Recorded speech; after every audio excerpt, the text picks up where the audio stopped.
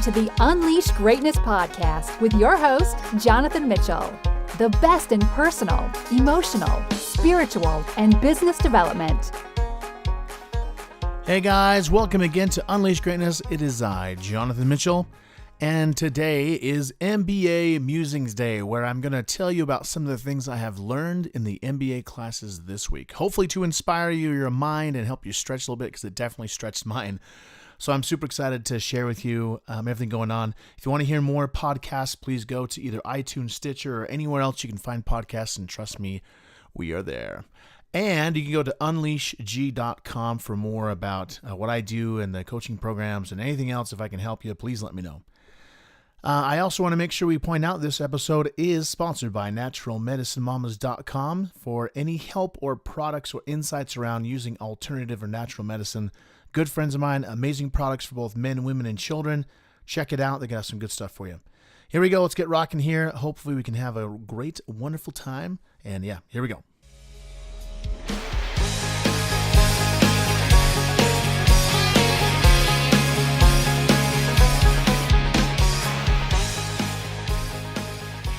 So in an effort to help me kind of make sure I keep inside of my mind all the things that I'm learning in the MBA, I thought that I would add this episode into the week just to help me make sure I can remember everything, and because there's really some amazing, impactful lessons and teachings and content that I've been going through that I wanted to make sure I could share with you all.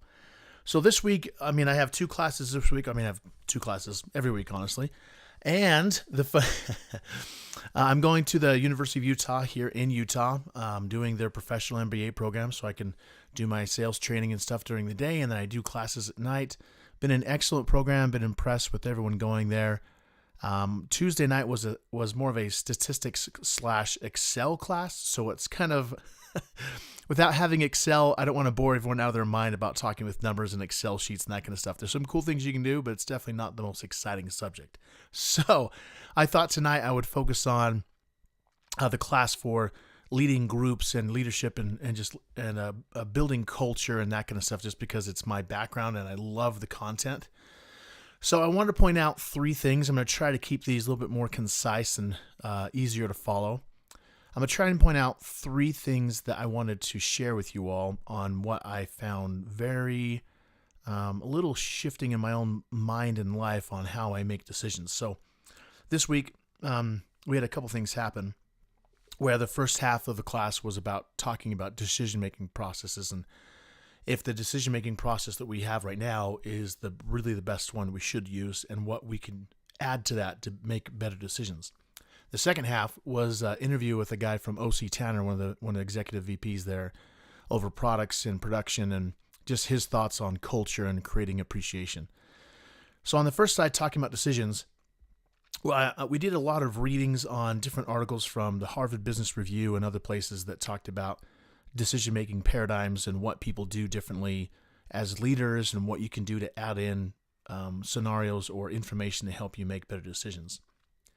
So the first thing I want to point out is, I come from a world on both sides where there's business, where business has to have data of some kind, sales sheets and information and some sort of documentation data you can look at, you can make graphs with and make it all pretty with numbers.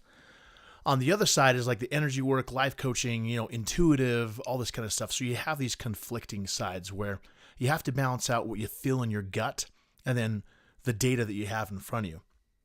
And one of the stories we read was about this team of racers who was trying to figure out what was going on with their car. And it seemed like the gaskets were blowing at a certain temperature. At least that's what one of the mechanics thought. But yet the data did not point out that was actually what was happening. So even though the mechanic had this intuitive gut feeling saying, I think it has something to do with the temperature, he didn't have the data to point out that to the other team. And so the team was going with data that was not necessarily true. So the point of the story was just asking, is there any more information? Is there an option C?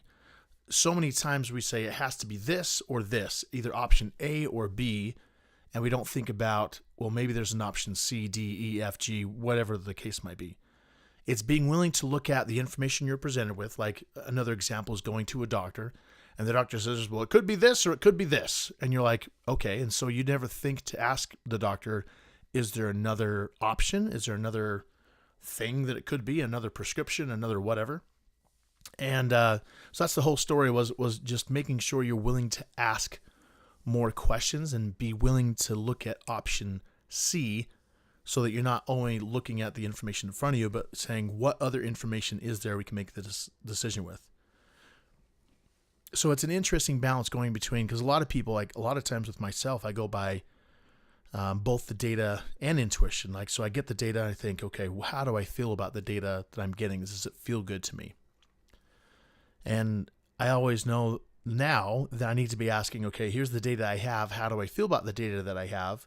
Is there more information I should be having besides what is in front of me regarding whatever situation is, like doing the MBA in the first place? I went back and forth a lot thinking, okay, I don't know if I should do this or not.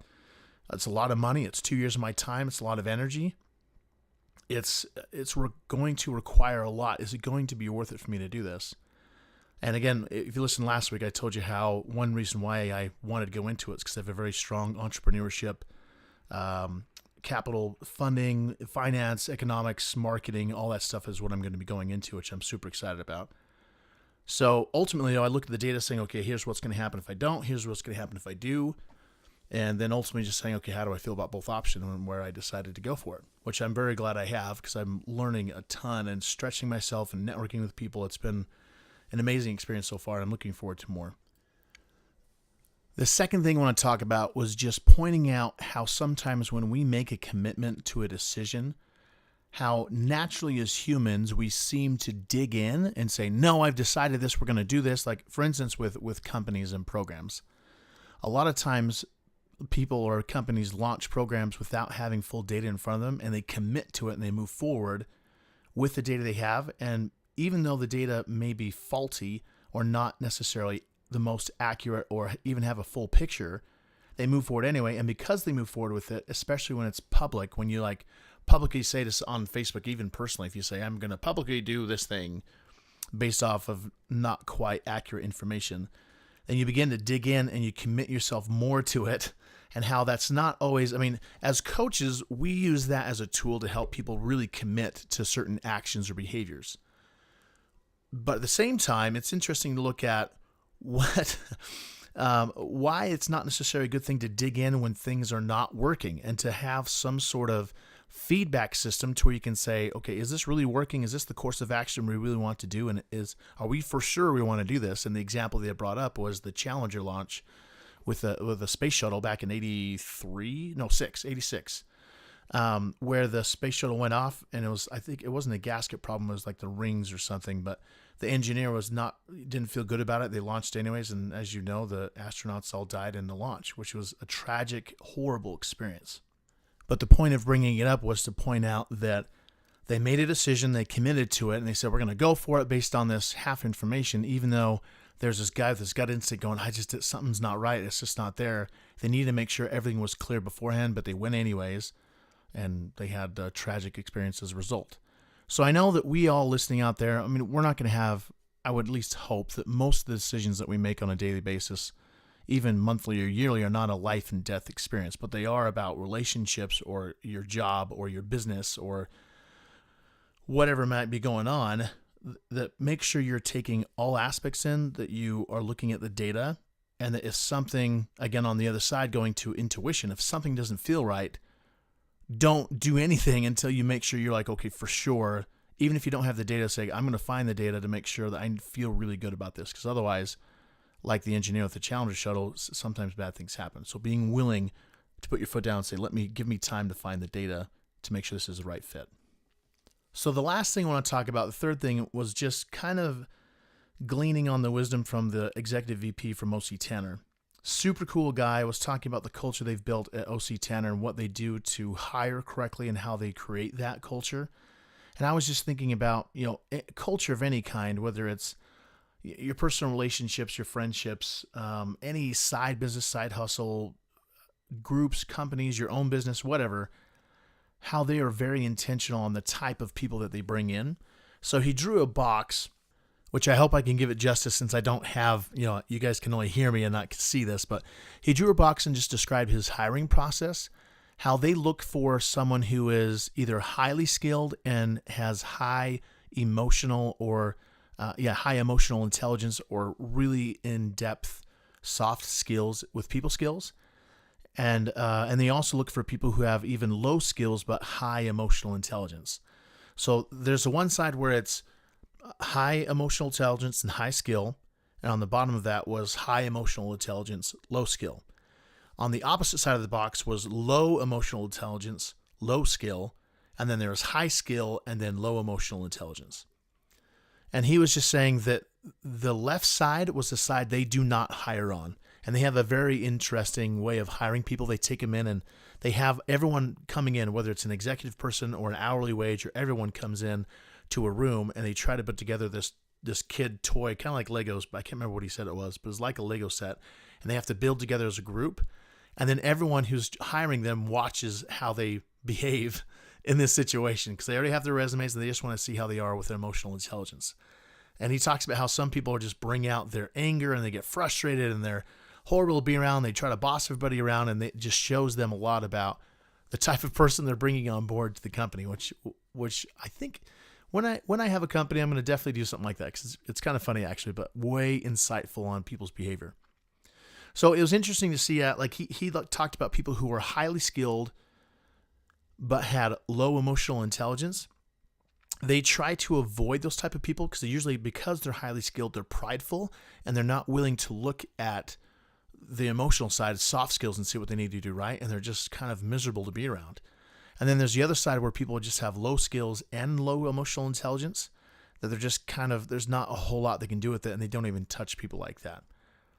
So he just said how, as they have natural attrition because of their culture, they have what he calls the dark side and the light side, where they're now very aware where everyone's at, and they try to make sure that everyone is on the right side, which is high emotional intelligence, either low skill with their job or high skill.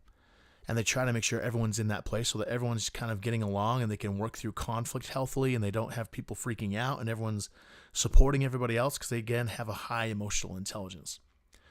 Very interesting to listen to. I wish that other companies I was at was a lot more intentional with their emotional intelligence. A lot of times I think that people look at mostly skill, and they don't necessarily look at the emotional side of saying, okay, how are they going to fit into our culture? How are they going to work with someone else? How are they going to handle conflict? Because it's those situations where people, like you could have a manager who's super, super skilled, but it's crappy when it comes to emotional intelligence or soft skills or be able to take care of conflict. It's amazing how many times we hire sometimes for the wrong things. So just being aware of asking yourself the question, do you ask for an option C? Are you asking for more data before you're making decisions, like looking at the intuitive side and then the data, and being willing to hold out until you have the right data to follow your intuition? And then thirdly is looking at your emotional intelligence or your soft skills. Like, are you someone who has those skills to walk into somewhere and to create an impact, whether the culture is that way or not, but at least so you know that you're that type of person. Very interesting. And I thought to myself, what would I be like if I didn't know? Because now he told me what the interview is like. If I ever go interview with them, I know exactly what they're looking for. But I would hope that even if I didn't know what they're looking for, that I would behave that way. But I don't know. It's hard to tell sometimes what you would behave until you get to that situation. You're like, I didn't know I was going to behave that way. How interesting. So just being willing to look at how you behave naturally, being willing to change that, stretch yourself and grow.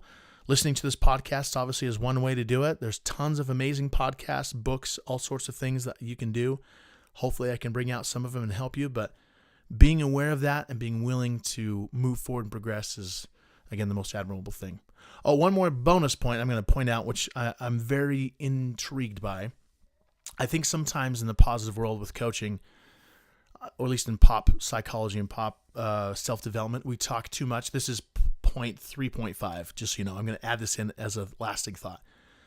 Was it too many times we look at what works? Like we look at success saying, okay, follow seeds of success, which is obviously impactful and you have to have that. But the last point I'm going to make is the teacher is pointing out how you need to look at the other side saying what is not going to work. We need to look at the scenarios, and I need to look at what is not working What do people do? The actions, the marketing, the behavior, what doesn't work? Because the feedback of failure is just as important as the feedback of success. Because unless you know both sides, it's kind of like knowing your enemy. The best way to defeat your enemy is to know them.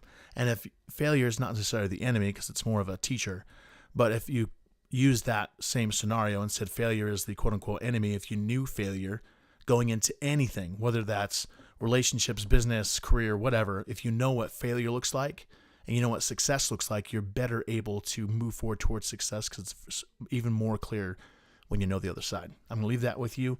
Thank you again for listening. This is Unleash Greatness. I am Jonathan Mitchell. Have a wonderful day. Talk tomorrow.